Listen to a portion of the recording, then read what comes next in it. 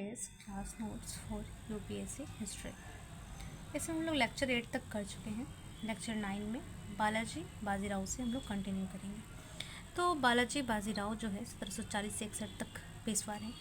ये नाना साहब के नाम से जाने गए और इन्होंने ही राज्य विस्तार की नीति जारी की। ठीक है, ये नाना साहब के नाम से जाने गए और पीछे जितने भी शासक थे उन्हीं की तरह इन्होंने भी राज्य विस्तार की नीति जारी की। इनके समय राजाराम द्वितीय नए छत्रपति बने और इसके टाइम पे छत्रपति कौन बना था? राजाराम द्वितीय बना था, जिसके साथ इन्होंने 1750 में संगोला की संधि की। और इन्होंने क्या किया था? राजाराम द्वितीय के साथ संगोला की संधि की थी। किसके किसके बीच 1750 में संगोला की संधि हुई थी? तो ये हुई थी बालाजी बाजीराव और राजाराम द्वितीय के साथ। इनके माध्यम से यह तय हुआ कि मराठा शक्ति का वास्तविक केंद्र सतारा नहीं बल्कि पूना होगा। और इस संधि में कहा गया कि इसका वास्तविक केंद्र सतारा नहीं होगा, कहाँ होगा? पूना होगा। इन्होंने हिंदू पद पातशाही का आदर्श छोड़ दिया और यूरोपीय तरीके से सेना को प्रशिक्षित किया। और बालाजी बाजीराव ने क्या कहा? हिंदू पद पातशाही का आदर्श छोड़ दिया और यूरोपीय तरीके से प्रशिक्षण देना सेना को शुरू कर दिया। साम्राज्य विस्तार के क्रम में ही इन्होंने लाहौर एवं सरहिंद जैसे क्षेत्रों पर नियंत्रण कर लिया। और साम्राज्य विस्तार का जो टाइम था उसी टाइम पे इन्होंने लाहौर और सरहिंद जैसे क्षेत्रों पर नियंत्रण किया, जिससे अहमद शाह अब्दाली से टकराव बढ़ा और पानीपत का तीसरा युद्ध हुआ। और जब ये लाहौर सरहिंद की तरफ ये बढ़े तो अहमद शाह अब्दाली से इनका टकराव हुआ और तीसरा पानीपत का युद्ध हुआ। ये पानीपत का तीसरा युद्ध क्या था? तो ये जनवरी 1761 में हुआ था। यह युद्ध अफगान शासक अहमद शाह अब्दाली और मराठों के बीच लड़ा गया था। किसके किसके बीच? अफगान शासक अहमद शाह अब्दाली और मराठों के बीच लड़ा गया था। मराठों का नेतृत्व विश्वास राव कर रहे थे। मराठों का नेतृत्व कौन कर रहे थे? विश्वास राव कर रहे थे। किंतु सेना का वास्तविक नेतृत्व जो था वो सदाशिव भाव कर रहे थे। सदाशिव भाव कर रहे थे। इसके अलावा मराठा तोपखाना इब्राहिम गारदी के नेतृत्व में था। और तोपखाना किसके नेतृत्व में था? इब्राहिम गारदी के नेतृत्व में संचालित हो रहा था। इस युद्ध में मराठों की हार हुई तथा इसी संदर्भ में यह कहा गया कि दो मोती विलीन हो गए। ठीक है, तो पानीपत का तीसरा युद्ध जो है वह मराठे और अहमद शाह अब्दाली के बीच हुआ। इसमें मराठों का नेतृत्व विश्वास राव ने किया। सेना का वास्तविक नेतृत्व सदाशिव भाव कर रहे थे और तोपखाना किसके पास था? इब्राहिम गारदी के पास। ठीक है, युद्ध का महत्व क्या है पानीपत के तीसरे युद्ध का? तो कह रहा है यह युद्ध मराठा साम्राज्य के लिए निर्णायक साबित हुआ। केंद्रीय सत्ता पर उनकी दावेदारी कमजोर हुई। अभी तक यह माना जा रहा था कि मुगलों के बाद मराठा ही भारत में केंद्रीय शासक होंगे, किंतु निम्नलिखित वजहों से उनके दावे को चुनौती मिली। किस वजह से मिली? पहला, अब यह बात स्थापित हो गई कि मराठे इतने शक्तिशाली नहीं हैं कि विदेशी आक्रमण से देश की रक्षा कर सके। साथ ही सैन्य सर्वोच्चता का उनका दावा भी खारिज हो गया। और दूसरा, इस युद्ध में एक तरफ जहां अवध, रुहेलखंड और बंगस राज्यों को अब्दाली ने क्या किया? अब्दाली का साथ दिया, इन्होंने दिया ना ही जाट, वहीं पे क्या था? जाट राजपूत, फिर से पढ़ते हैं। इस युद्ध में जहां एक तरफ अवध, रुहेलखंड और बंगस राज्यों ने अब्दाली का साथ दिया, वहीं जो जाट थे या राजपूत थे या सिख जैसे हिंदू राज्यों का समर्थन मराठों को नहीं मिला। अपोजिट में इन्होंने इनको भी समर्थन करना चाहिए, पर इन्होंने मराठा का समर्थन नहीं किया। इससे यह प्रमाणित कर दिया कि भारतीय राज्य मराठा को अपने शासक के रूप में नहीं देखते हैं। इस युद्ध ने न केवल आर्थिक और राजनीतिक रूप से मराठों को कमजोर किया, बल्कि इसे मनोवैज्ञानिक नुकसान भी पहुंचाया। यह कहा गया है कि ऐसा कोई मराठा परिवार नहीं था जहां शोक की स्थिति न हो। ऐसे में केंद्रीय सत्ता प्राप्त करना और कठिन हो गया। सबसे बढ़कर इस पराजय ने मराठा युद्ध कौशल पर प्रश्न चिन्ह लगा दिया और मराठा सरदारों की आपसी फूट भी सामने आ गई। उदाहरण के लिए सदाशिव भाव ने होलकर का समर्थन लेने से इनकार कर दिया, तो ये आपसी फूट ही दिखा रहा है। अतः उचित ही कहा गया है कि पानीपत के तीसरे युद्ध में यह तो तय नहीं हुआ कि भारत का शासक कौन होगा, किंतु यह जरूर तय हो गया कि भारत का शासक कौन नहीं होगा। ठीक है, अब आते हैं माधवराव प्रथम 1761 से 72। इन्होंने पानीपत की हार के बाद मराठा शक्ति को पुनर्जीवित किया। और ये जो माधवराव प्रथम है, इन्होंने पानीपत की हार के बाद क्या किया? मराठा शक्ति को पुनर्जीवित किया एवं हैदराबाद को पराजित कर 1763 में राक्षस भुवन की संधि की। और इन्होंने कौन संधि की? राक्षस भुवन की संधि की 1763 में। इन्होंने 1771 में हैदर अली को भी पराजित किया।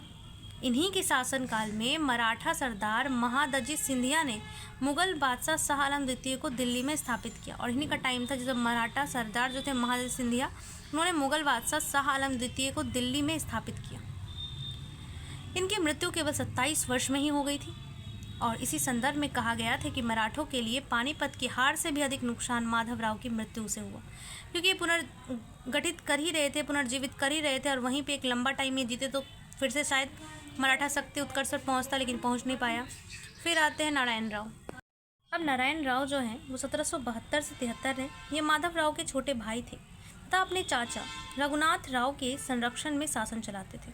माधवराव के छोटे भाई थे नारायण राव और चाचा के संरक्षण में जो है ये चला रहे थे, रघुनाथ राव के संरक्षण में। पेशवा बनने के लालच में रघुनाथ राव ने इसकी हत्या ही कर दी।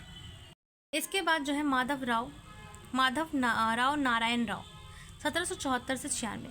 मराठों की 12 भाई परिषद ने रघुनाथ राव की दावेदारी को खारिज किया। इन्होंने तो मरवा दिया, लेकिन इसकी दावेदारी को जो ये 12 भाई परिसंघ था उसने खारिज कर दिया और नारायण राव को नवजात पुत्र जो था उनका माधवराव द्वितीय को पेशवा बना दिया। ये नाना फडणवीस के संरक्षण में शासन चलाते थे और ये जो माधवराव द्वितीय थे वो नाना फडणवीस के संरक्षण में शासन चला रहे थे। अब आते हैं बाजीराव द्वितीय 1796 से 1818। इन्हीं के शासनकाल में मराठा मैकियावेली के नाम से प्रसिद्ध नाना फडणवीस की मृत्यु हो गई और बाजीराव द्वितीय के टाइम पे ही फडणवीस की मृत्यु हो गई और किस नाम से प्रसिद्ध थे? मैकियावेली, मराठा के मैकियावेली के नाम से। इन्हीं संदर्भ में कहा गया कि मराठा राज की बुद्धि एवं संगम भी समाप्त हो गया। तो इस टाइम में मराठा की बुद्धि और संयम क्या हो गया? समाप्त हो गया इनके मृत्यु के साथ ही। यह अंतिम पेशवा हुए और फिर अंग्रेजों ने इन्हें 3 लाख रुपए वार्षिक पेंशन देकर कानपुर के निकट विठूर भेज दिया और यहीं से खत्म हो गया। ठीक है, आता है प्रथम आंग्ल मराठा युद्ध 1775 से 82। यह संघर्ष तब प्रारंभ हुआ जब रघुनाथ राव ने पेशवा बनने के लिए बॉम्बई में ब्रिटिश गवर्नर के साथ 1775 में सूरत की संधि कर ली। कह रहा है ये जो संघर्ष है वो स्टार्ट ऐसे हुआ कि रघुनाथ राव जो थे उन्होंने पेशवा बनना था और पेशवा बनने के लिए उसने क्या किया? ब्रिटिश गवर्नर के साथ 1775 में सूरत की संधि कर ली। इसमें यह तय हुआ कि अंग्रेज रघुनाथ राव को सैन्य सहायता प्रदान करेंगे और बदले में उन्हें बेसिन और सालसेट का क्षेत्र मिलेगा। किसको? अंग्रेजों को। और यहीं पे अंग्रेजों का हस्तक्षेप शुरू हो गया। ये संधि लागू नहीं हो पाई क्योंकि बंगाल का गवर्नर जनरल वारन हेस्टिंग ने इसे खारिज करते हुए पूना सरकार के साथ 1776 में पुरंदर की संधि कर ली। और यहाँ पे जो है बंगाल के जो गवर्नर थे उसने कहा कि तीनों के हेड तो हम हैं, बम्बई, मद्रास और बंगाल में, तो ये संधि नहीं होगी। ये संधि खारिज कर दी और खारिज करते हुए उन्होंने पूना का जो सरकार था उसके साथ 1776 में पुरंदर की संधि कर ली। इसमें यह कहा गया कि अंग्रेज मराठा राजनीति में हस्तक्षेप नहीं करेंगे। वस्तुतः हेस्टिंग पहले मैसूर को जीतना चाहता था, फिर मराठा राज्य में हस्तक्षेप करना चाहता था। तो जिधर बॉम्बई के गवर्नर से संधि हुई वहीं पे वारन हेस्टिंग जो बंगाल का गवर्नर था उसने पुरंदर की संधि कर ली पूना सरकार से 1776 में और कहा कि नहीं, हम जो है ना मराठा साम्राज्य में हस्तक्षेप करेंगे ही नहीं। ऐसा नहीं है वो करना नहीं चाहता था, वो चाहता था कि पहले एक बार में एक राज्य को जीते, तो उसे अभी मैसूर जीतना था और मैसूर के बाद वो मराठा में हाथ लगाना चाहता था। इससे बॉम्बई के अधिकारी असंतुष्ट हो गए। बॉम्बई को गवर्नर को लगा कि भाई मेरा तो अपमान है। उन्होंने हेस्टिंग की शिकायत COD से कर दी। ठीक है, कोर्ट ऑफ डायरेक्टर से कर दी इसकी शिकायत और COD ने बॉम्बई का पक्ष ठीक मांगना, जिससे उत्साहित होकर यहाँ के अधिकारियों ने मराठों के विरुद्ध युद्ध छेड़ दिया और इससे उत्साहित हो गए बम्बई के जो अधिकारी थे और उन्होंने मराठों के विरुद्ध युद्ध छेड़ दिया। इस प्रकार हुए तेलगांव की युद्ध। और ये जो युद्ध हुआ वो कहाँ पे हुआ? तेलगांव में। तो तेलगांव की युद्ध 1779 में अंग्रेज पराजित हुए और उन्हें बड़गांव का अपमानजनित संधि करनी पड़ी और वो पराजित भी हो गए और बड़गांव की संधि भी करनी पड़ गई उन्हें।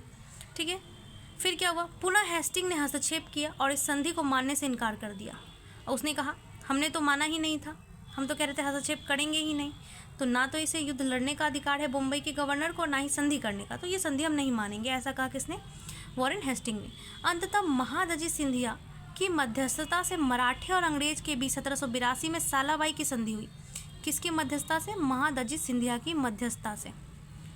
इस संधि में यह तय हुआ कि दोनों पक्ष अगले 20 वर्षों तक युद्ध नहीं लड़ेंगे। इसके अलावा सालसेट और एलिफेंटा का क्षेत्र अंग्रेज को मिला और माधवराय द्वितीय को पेशवा स्वीकार कर लिया गया। सालसेट और एलिफेंटा का क्षेत्र ले लिया इन्होंने और माधवराय द्वितीय को पेशवा स्वीकार कर लिया और कहा कि अगले 20 साल तक हम लोग जो है कोई भी युद्ध नहीं लड़ेंगे। और ये किस में तय हुआ? सालाबाई की संधि 1782 में। यहाँ पे मैप पे भी आप देख सकते हैं इस क्षेत्र को। पूना में पेशवा, नागपुर में भोसले, ग्वालियर में सिंधिया, ये वाला क्षेत्र है, बड़ोदरा में गायकवाड़।